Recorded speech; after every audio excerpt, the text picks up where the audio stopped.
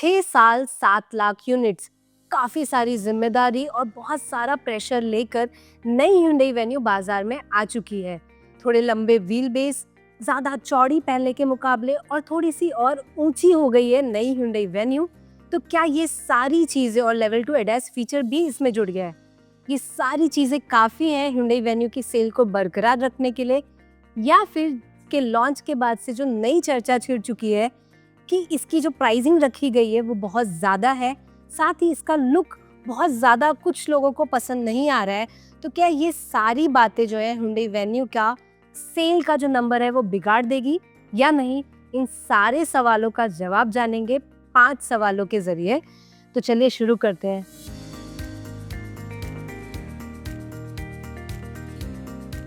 Hello and welcome दोस्तों, मैं Sonam Gupta car वाले हिंदी के इस नए वीडियो में आपका स्वागत करती हूँ। और आज हमारे साथ इस वीडियो में जुड़ रहे हैं हमारे एक्सपर्ट जय शाह, जो गोवा गए हुए थे नई Hyundai वेन्यू को चलाने के लिए। हेलो जय। Hi Sonam, thank you so much for having me here. Yes जय, वेलकम। तो चलिए जय, सबसे पहला सवाल मैं आपसे पूछ लेती हूँ जो प्राइसिंग पर है। मैंने अपने इंट्रोडक्शन में ही कहा कि हमने जो शॉर्ट्स बनाए, इनफैक्ट वॉक अराउंड के लिए हम दोनों जब गए हुए थे, प्राइस को देखकर जब सारे वेरिएंट्स की प्राइसिंग जब सामने आई तो कई लोगों का फीडबैक था कि ये बहुत महंगी है। जीएसटी कट ले लीजिए, आप फीचर्स अगर देख लीजिए, तब भी आपको ऑलमोस्ट कई सारे ऐसे वेरिएंट है जो क्रेटा के प्राइसिंग पर आ रहे हैं। तो what do you think about this? So firstly, Venue एक पहली कार है, I would say one of the new launch cars जो GST 2.0 के बाद न्यूली लॉन्च हुई है। So that was one benefit जो Hyundai के पास था कि प्राइसिंग जो है वो अपनी काफ़ी करेक्ट कर पाए और कॉम्पिटिटिव रख पाए। And in case of venue उसके जो बेस और लोअर वेरिएंट्स है उसको काफ़ी अग्रेसिवली प्राइस किया है Hyundai ने। जैसे कि बेस वेरिएंट स्टार्ट होता है 7,90,000 and also we have the new nomenclature HX prefix and there are numbers followed by it. But 7,90,000 base variant की अगर मैं बात करूँ HX2, उसमें आपको काफ़ी सारे फीचर्स मिल जाते हैं। ड्यूअल डिस्प्लेस आपको मिल जाता है, एप्पल और एंड्रॉयड ऑटो आपको वायरलेस कनेक्टिविटी के साथ मिल जाता है और बहुत सारे फीचर्स है, एसेंशियल फीचर्स है जो लोग चाहते हैं वो base which is entry level model से मिल जाता है। And it is 59,000 rupees cheaper than the old venues starting price. So pricing aggressive है, फीचर्स उस प्राइस में दे दिए। So starting price of lower variants very competitive, लेकिन जो हायर वेरिएंट्स है इसकी अगर मैं बात करूँ they are slightly on the higher side. जैसे कि सबसे टॉप मॉडल वेन्यू का is diesel automatic. If we compare it to the existing अपना DNA कजन ही बोल लीजिए Sonet diesel automatic, that is 14 lakh and Venue automatic diesel is 15.5। So दोनों एक ही सेगमेंट के cars but the price difference of 1.5 lakh rupees is huge. Yes, Venue is a new car, काफी नए मॉडर्न फीचर आ चुके हैं, but pricing specially in a segment where pricing is very crucial, ये प्राइस थोड़ा हायर साइड पे। So मेरा ये मानना है lower end mid variants pricing is very nice, very aggressive, but as you climb up the ladder the mid, higher end even the top variants they are slightly on the higher side. And not even Sonet, अगर हम उसके और भी rivals देखें, Mahindra 3XO है, Tata Nexon which is the top selling car in the segment, and even Brezza. So इन सब के मुकाबले हायर वेरिएंट्स की प्राइसिंग थोड़ी जो है इनसे ज़्यादा है।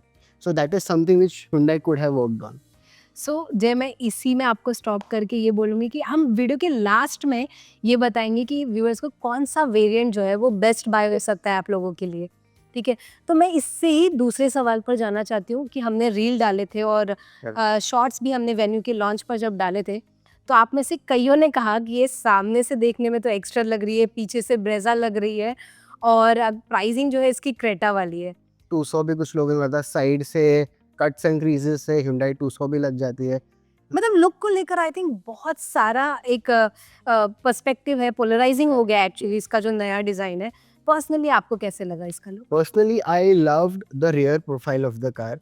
काफी लोग बोलते हैं अरे it looks like a baby range rover evoke, आगे से हमें क्रेटा दिखती है, साइड से हमें 200 दिखती है, बट ओवरऑल रीडिजाइन काफी की गई है। One is because of the new platform. So पहले the venue was based on K2, now it's based on K1 platform. So for those who don't know, K1 platform Hyundai का सबसे entry level cars के लिए platform है for Hyundai Santro and even Grand i10. They're all based on K1 platform जिस पे venue है. So it's not an expensive platform. ये एक तरह से downgrade है. It's not a bad thing but downgrade है K1 platform and that needed थोड़ा restructuring Hmm. Because it's a small platform. उसके ऊपर आप अगर बड़ी कार बना रहे हो that will require some sort of restructuring by using higher grade steel, जिससे रिजिडिटी और वो स्ट्रेंथ आए. ऑफ कोर्स आजकल सारी कार्स एनकैप क्रैश टेस्ट के लिए जाती है. सो Hyundai का फोकस ये भी है कि सेफ्टी रेटिंग बहुत अच्छी होनी चाहिए. सो ओवरऑल स्ट्रक्चर को उन्होंने काफ़ी स्ट्रॉन्ग कर दिया है सेफ्टी रेटिंग के लिए. बट ये सब वजह से कार की साइज भी बढ़ गई है. हर 20 तरीके mm से से wheel 20 base mm अगर correct. The बढ़- wheel base is longer. It's even wider और tall भी हो गई है गाड़ी. Hmm. And all these have resulted to new styling. Styling मतलब एक तरह से जो skin होती है कार की, that has been redesigned. I really like the front also, but for me it's the rear. Front से आपको एक्चुअली क्रेटा दिखेगी. द डाउन DRLs जो उन लोग बोल रहे हैं हॉर्न टाइप जो DRLs है, so that looks very muscular. पूरा सिमिलर है. Yes, in side से it looks very aggressive cuts and creases, but for me is the rear. जो connecting tail lamps आपको मिल जाते हैं, जो casing है वेन्यू के ब्रांडिंग का. आई थिंक वो अल्काजार में भी बहुत सुंदर लगता है और इस वेन्यू में भी Even बहुत Verna, many Hyundai cars cars है जिसके अंदर वो casing के अंदर they have the lettering of the car.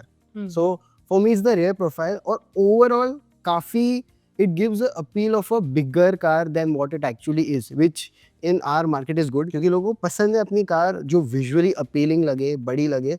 So in that way Hyundai has done a good job in making it more aggressive. तो उसका road presence काफी बढ़ गया है. हमने वॉक अराउंड भी इस पे एक डिटेल पर किया हुआ है. अगर आप इसके लुक और फीचर्स में के बारे में डिटेल में जानना चाहते हैं तो आप हमारा वॉक अराउंड भी देख सकते हैं.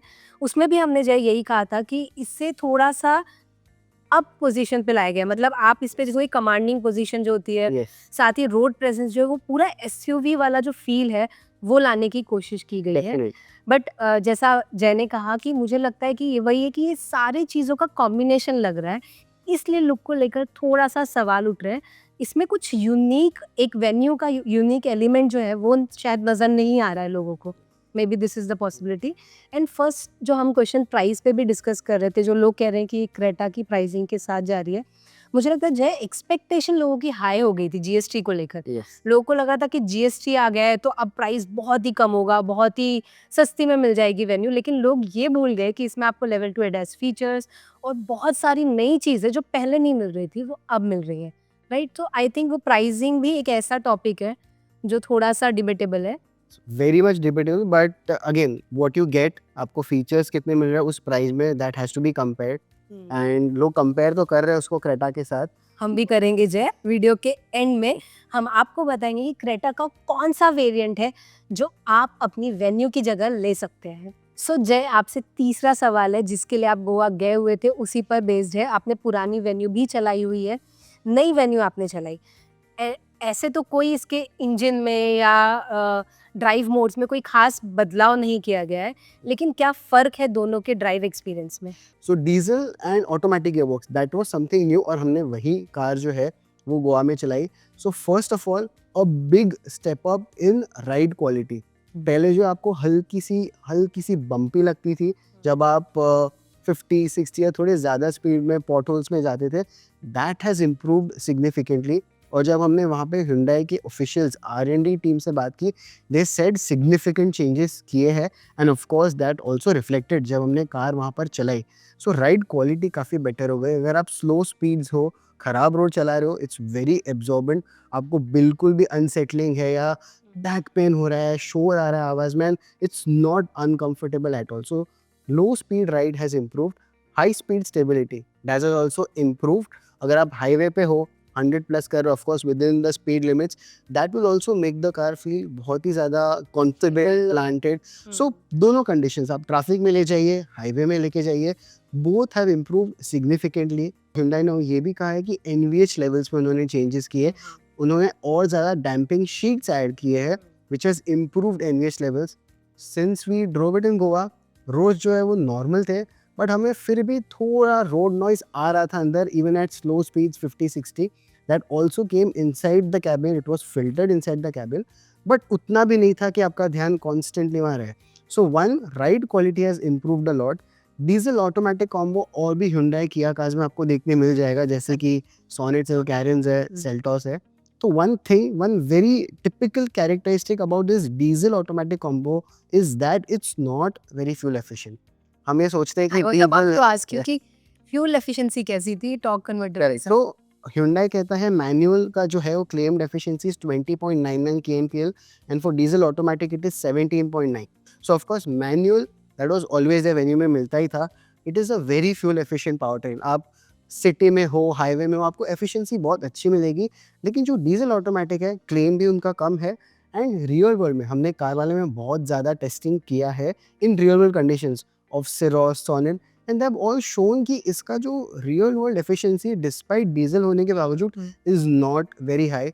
एनीवेयर बिटवीन आपको 12 to 14 किलोमीटर पर लीटर मिलेंगे रियल वर्ल्ड में. So diesel automatic is a new thing. लेकिन आप बहुत ही माइल मंचिंग अगर कहा जाए आप करते हो, एफिशिएंसी देख रहे हैं, तो वो आपको इस ऑटोमेटिक कॉम्बिनेशन में नहीं मिल सकता. You will still have to go for manual. Jay चौथा सवाल है जो शुरुआत में ही वीडियो में हमने कहा था कि हम बात करेंगे कि कौन सा वेरिएंट इसका खरीदना ज्यादा वैल्यू फॉर मनी होगा. Correct. तो आपने क्या डिसाइड किया? सो आई थिंक मेरे हिसाब से the most value for money is the HX5 variant.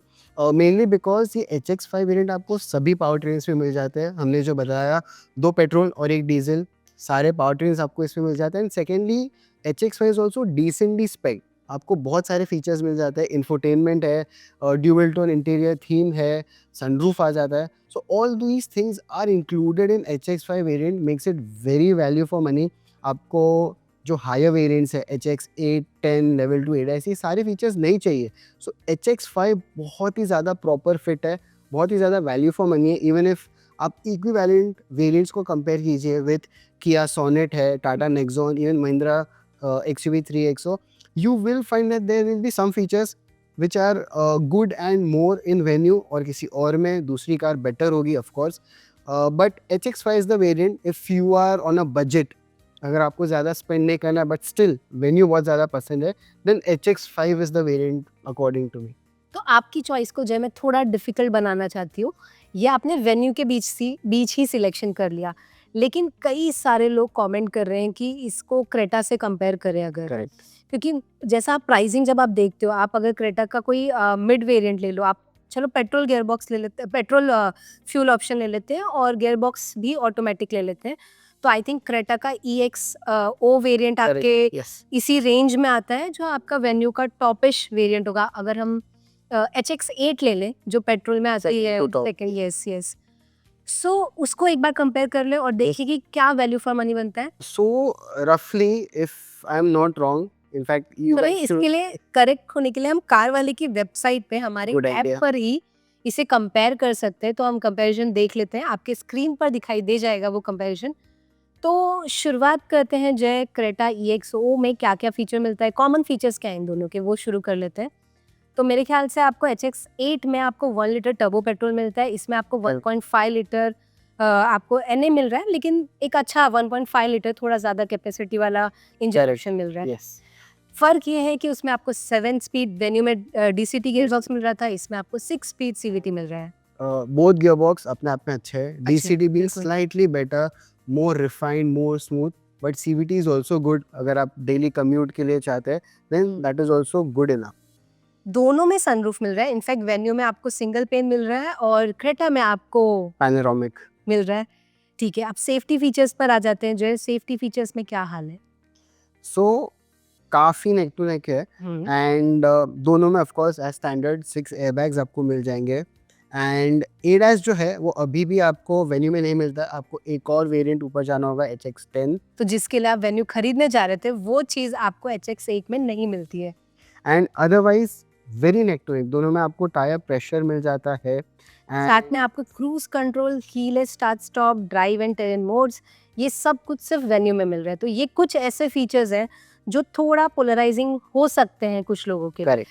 But लेकिन जय, आपको नहीं लगता कि आपको इस प्राइस में 50-60 या मान लीजिए 1 लाख के अंतर में एक बड़ी गाड़ी मिल रही है जिसमें आपको बहुत सारे काम भर के फीचर्स तो मिल ही जा रहे हैं. सो मेजरली यही डिफरेंस है. जो 1 से सवा लाख का जैसे आपने बताया प्राइस डिफरेंस है. आइदर आपको बड़ी कार की रिक्वायरमेंट नहीं है बट आपको फीचर्स चाहिए, then Venue is the car. After all आप वही Hyundai के ब्रांड अम्ब्रेला में है.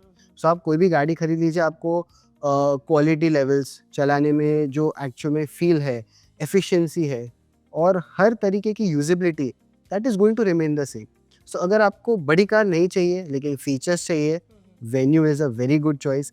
लेकिन आपके लिए स्पेस मैटर करता है, आपको बड़ी गाड़ी चाहिए हमेशा, the car will be occupied by 5 passengers, तो आपको क्रेटा लेनी चाहिए because that is slightly end of course more bigger than the venue. But जय, आप चीटिंग कर रहे हो, आप बहुत मिला-जुला जवाब दे रहे हो। मैं आपसे एकदम स्ट्रेट पूछना चाहती हूँ हमारे व्यूअर्स के लिए कि अगर आपको चॉइस दी जाए, आपके पास 16-17 लाख रुपए हैं या 15-16 लाख रुपए हैं, तो आप वेन्यू लेंगे या फिर Creta? For me it is not difficult, मुझे बड़ी कार नहीं चाहिए, I am okay with a smaller car and I want more features. झूठ So बोल रहे हैं। not that the Creta is a bad car. We all know that Creta is a very nice car. Sales numbers आपके सामने हैं. But if it comes to personal opinion, then it's I think Venue over Creta because ये मेरे needs को ज़्यादा suit करता है and I would prefer that more over the Creta. Again, it's space versus features जो आपको सबसे ज़्यादा चाहिए. बट हमें लगता है हमने जो कंपैरिजन किया अभी वेरिएंट वाइज EXO और HX8 का, ये अगर आप कंफ्यूज हैं दोनों कार्स के बीच, तो आपको कार वाले पर जाकर ये कंपैरिजन करना चाहिए कुछ और वेरिएंट्स के साथ। शायद 50-60 हज़ार के फ़र्क में आप अपना डिसीजन ईजिली ले पाएँ। Correct. जय बायस्ड हो रहे हैं क्योंकि वो अभी वेन्यू चला के आए हैं, उनको वेन्यू बहुत पसंद आई है मेरे ख्याल से। एंड लेकिन आपकी चॉइस जो है वो आप कार वाले की वेबसाइट पे जाकर डिटेल में कंपैरिजन के ज़रिए जान सकते हैं। तो जय, अब 5वां सवाल है, पहली बार आप इस शो में आ रहे हैं इसलिए शायद आपको पता हो या नहीं। 5वां सवाल हमारा फिक्स होता है, बहुत इंटरेस्टिंग है। आपको बताना है कि 2 चीज़ें जो वेन्यू के बारे में आपको बहुत पसंद आई है और 2 चीज़ें जो आपको लगता है अगर आपको खरीदनी होती, तो आप चाहते कि ब्रांड ये 2 चीज़ें या 2 फीचर्स वेन्यू में देता तो आप पक्का खरीद लेते। Okay. एनीवेज़ आप सोल्ड आउट लग रहे हैं वेन्यू के लिए। नहीं ऐसा नहीं है, I am very unbiased. We are at car वाले, इट्स नॉट दैट हमें वेन्यू पसंद है, we will be very honest and frank in our opinion because we know every car buying decision is important for our viewers. But जैसा आपने पूछा, 2 things that I absolutely love about the Venue. First one is मुझे interior बहुत ज़्यादा पसंद आया, ना कि just layout but in fact the quality of materials used. That's because Hyundai is known for very good interior quality and when we say इसमें और भी ज़्यादा बेटर है, that means you can understand इसमें ओवरऑल मटेरियल्स जो use किए वो कैसे बेटर हो गए रहेंगे। In fact all the touch points वहाँ पे आपको मटेरियल Soft अच्छा touch मिलेगा। material है, दो right. पैच में आपको soft Yes, touch yes. Material है, लाइट कलर जो है वो Hyundai ने यूज़ किया है, काफ़ी ज़्यादा स्पेशियस, जितनी स्पेस है एक्चुअल में उससे ज़्यादा निकालने की कोशिश की गई। कोशिश भी किया, and it feels much more Rumi. So one is interior is a big thumbs up for me. I would by the venue for interior, in fact not for the looks जो हम पहले बात कर रहे थे, फॉर द इंटीरियर। मतलब symmetrical lines Yes. बहुत ही neat and clean, एक रिच फील देती है। फर्स्ट फ्री डिज़ाइन है, बहुत ही क्लीन लेआउट है, and the materials it is going to be long lasting. ज़्यादा जो आजकल टच बेस्ड कंट्रोल्स है वो Hyundai ने नहीं किया। We have proper physical buttons, HVAC का हो, इंफोटेनमेंट का हो, you get buttons for everything, so that is one thing. Think कि किसी ब्रांड को नाम ले, उनको सीखना चाहिए कि थोड़े टच बटन्स देने चाहिए। I hope becomes very convenient. I hope, like, I mean, brands should listen to viewers also, and but let's see. Changes are always there in the pipeline. We don't know next car कौन सी हमें surprise कर ले. So one thing, interior is very good according to me. Second thing, venue के topic में I love N-Line. So if I have decided कि मुझे venue ही खरीदनी है, and if budget is not an issue for me और मुझे driving fun चाहिए, I will by the N-Line because it's high time कि दोनों कार्स अब सिर्फ बैजिंग के हिसाब से अलग नहीं है। इनफैक्ट ब्रांड ने बहुत ज़्यादा एफर्ट्स डाले हैं to make it look and feel different. आपको बेसिक्स सारी चीज़ सेम मिल जाती है, अंडर पिनिंग्स भी सेम है, लेकिन the way it is executed आपको अलग different theme, different colours, different wheel size मिल जाता है। अगर आप बहुत ज़्यादा ध्यान दें डिटेल्स के ऊपर, छोटी छोटी डिटेल्स, जैसे बम्पर के ऊपर एक रिवर्स लाइट है, इन द स्टैंडर्ड वेन्यू में आपको 2 मिल जाती है। That exhaust note is not very loud but it's something good to have. Different. So if अगर वेन्यू लेनी है, I like the N-Line more because of the looks, slightly enthusiastic and spirited performance, and I like the overall black theme. So दो चीज़ें, one is very good interior quality that has leveled up, and second, when you पसंद ही है तो I would buy the N-Line if budget was not a factor for me. I think जय second point से मैं भी agree करती हूँ कि एन लाइन में जो पीछे स्पॉइलर भी दिया गया है, पीछे आपको Dual ridge spoiler, बहुत ही सुंदर लग रहा है, पूरी वेन्यू का रियर जो है वो अपलिफ्ट हो जाता है एन लाइन के साथ। but of course that is design. दो चीजें जो नहीं पसंद है। So this was a bit difficult for me, but two things that I wouldn't like. One is pricing, जो हमने शुरुआत में ही बात की. Pricing higher variants, top variants की थोड़ी expensive side पे है, and when you directly compare it to 3XO, Nexon, Sonet, Brezza, it is on the higher side. If budget is not a problem, then no, like बात ही नहीं है, you will buy the top spec variant. But for budget conscious buyers, I still feel on the higher side. Second I feel कुछ ऐसे features थे, because Hyundai हमेशा जाना जाता है ज़्यादा नए फीचर्स देने के लिए. Panoramic sunroof I know cost में ऐड हुआ रहता था, because most of the compact SUVs get panoramic. Specially Mahindra 3XO में पैनोरामिक सनरूफ है. Even Tata Nexon after one small update उसमें पैनोरामिक सनरूफ मिल जाता है. So Hyundai known for its features, panoramic sunroof दिया जा सकता था. यूज हो ना हो, बायर्स प्रेफर करे ना करे, that is always good to have. Heads up display I think थोड़ा ज़्यादा पिकी हो रहा हो, but Maruti is a brand जो हेड्स अप डिस्प्ले देता है. It's a good feature, common feature जो मॉडर्न कार्स में देखा जाता है. सो वन और टू फीचर्स अगर मुझे निटपिक किया करना होता तो these two features. Otherwise it's a great car, very feature loaded car, looks modern, multiple engine options, ride quality better हो गई है, एंट्री लेवल प्राइसिंग बहुत अच्छी है. All these factors combined are enough points to consider when you in that segment. ठीक है जय, तो चलिए वीडियो को यहीं कंक्लूड करते हैं. मुझे लगता है हमने कोशिश तो की है कि बहुत सारे जो आपके सवाल थे हमने कलेक्ट किए थे इंस्टाग्राम से, यूट्यूब से, वो सारे आंसर करने की हमने यहाँ पर कोशिश की है. थैंक यू जय. कुछ लोगों ने, आप लोगों ने कमेंट किया था कि इसके कपड़े नए हैं लेकिन अंदर से वैसी है, तो जय ने वो भी क्लियर आउट कर दिया है कि इंटीरियर में भी कुछ नया है और ड्राइव एक्सपीरियंस भी बदला है. तो क्या आप तैयार हैं Hyundai Venue को खरीदने के लिए, या फिर आपके पास और भी इससे जुड़े सवाल हैं? तो डरिए नहीं, आप हमारे कमेंट बॉक्स में उसे लिख भेजिए, हम जल्द से जल्द उसका जवाब देने की कोशिश करेंगे. अगर वीडियो पसंद आया हो तो इसे लाइक एंड शेयर करना भूलेगा नहीं. शुक्रिया.